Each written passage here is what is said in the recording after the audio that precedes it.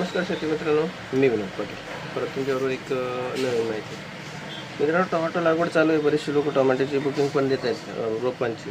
तर असं काही लक्षात आलं की बरेचसे शेतकरी ग्राफ्टिंगचे रोपं घेत आहेत. पण मग त्यांनी घेतलं म्हणून मी घ्यायचं, ही गोष्ट खूप महागात पडते तुम्हाला. 8 रुपये 9 रुपये काडी घेत आहेत. आणि ग्राफ्टिंग रोप खरंच चांगले, पण कुठे जिथे डम्पिंगचा खूप सारा प्रॉब्लेम येत असेल, गेल्या 2-4 वर्षात खूप डम्पिंगचा मरचा खूप प्रॉब्लेम येत असेल, तिथे ग्राफ्टिंगची रोपं कधीही चांगली.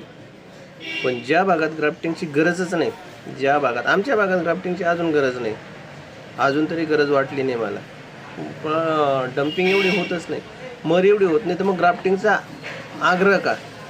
आणि ग्राफ्टिंग तुमच्या माहितीसाठी सांगतो, ग्राफ्टिंग ही फक्त मर करता, विल्टिंग करता, डम्पिंग करता खूप चांगलं काम करते. पण तुम्हाला खूप उत्पन्न वाढवायसाठी जर ग्राफ्टिंगचा तुमच्या डोक्यात प्लॅनिंग असेल तर तो साफ चुकीचा आहे.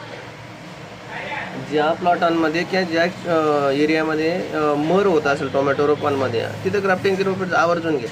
पण ज्या भागांमध्ये मर होतच नाही, तिथं ग्राफ्टिंगच्या रोपांची गरजच नाही, तर मग खर्च का करायचं? असं मला वैयक्तिक वाटलं म्हणून मी तुमच्याजवळ मांडलं.